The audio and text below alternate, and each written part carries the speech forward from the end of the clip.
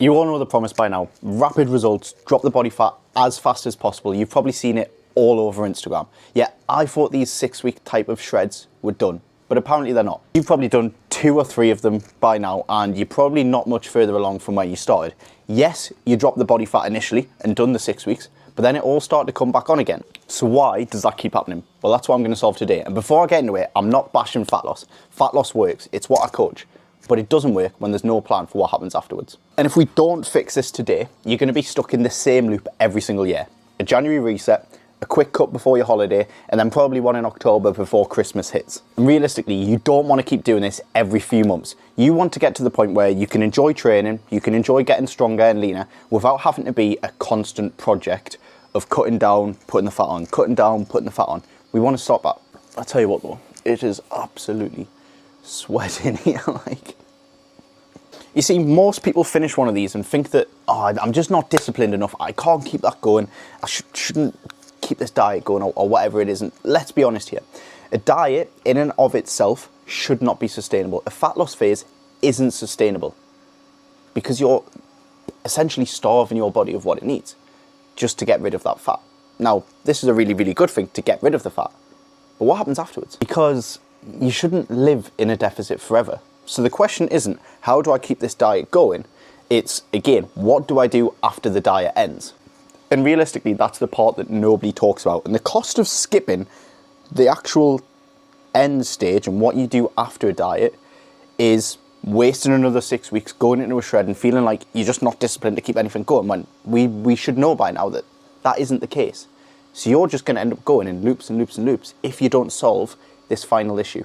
So here's what I actually do with my own clients. 8, 10, 12-week fat loss phases, the same as anybody else. I get my clients to shift fat so they're in a lean position. But what is the difference is what happens after that. And it's why clients train with me for 2 or 3 years, because they're building on results that they get. They're not just constantly going in a loop. Because what we do is they will lose some fat, and then we will build a little bit of muscle, build more definition, or focus on a performance goal. And then they may go back into a fat loss phase. And when they do that next time, they'll be building from a stronger starting point. And then over a couple of phases of doing that, they then build the body that they want, instead of spending 6 weeks just looking like a smaller version of themselves to then just pile the weight back on again. So you might be thinking, right, okay, that's class markers, but what does that transition actually look like? Right, okay. So let's say you finish your deficit, you finish your diet, so to speak.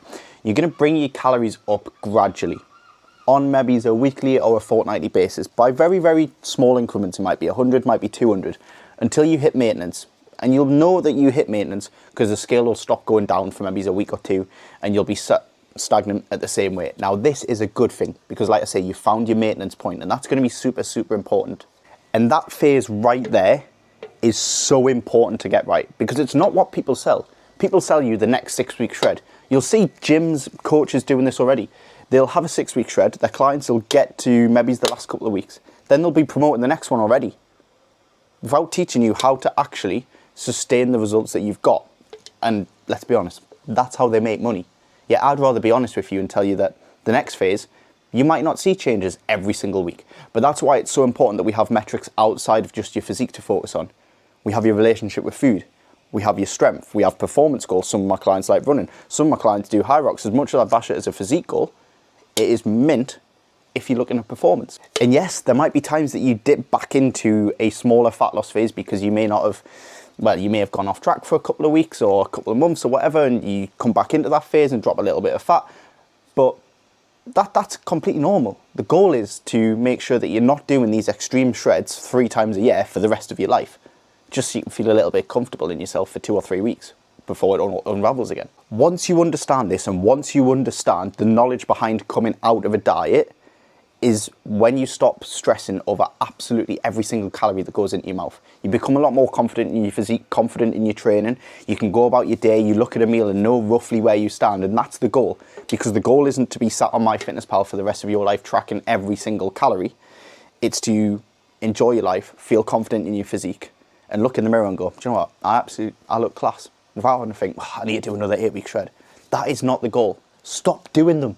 And again, the shred in and of itself isn't the problem. It's the fact that nobody sells what happens afterwards. All they do is tell you, oh, here's the next shred in a couple of months' time. Get yourself ready for that. Get yourself booked onto that. What does that put in your head? Oh, well, I can just sack everything off for the next couple of months, doesn't it?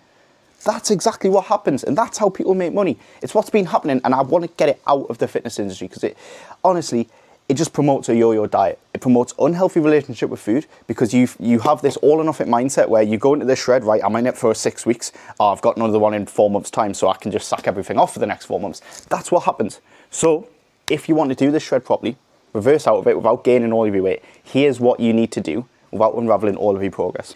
You need to learn to reverse out of it slowly and gradually without just having a load of cheat meals straight afterwards.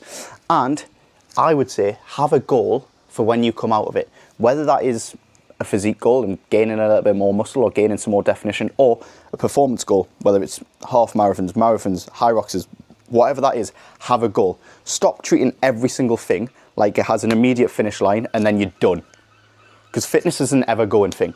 If you want to know exactly how I map this out for clients to the point where they're still in the shape of their life 2, 3, 4, 5 years later, when in fact we probably get the result in a 6-month period, then just go in the links below. I've got my Instagram, you can drop me a message and we can have a little bit of a chat, or there'll be a link below as well. You can fill it out and we'll have a chat on there, whatever's easiest for you.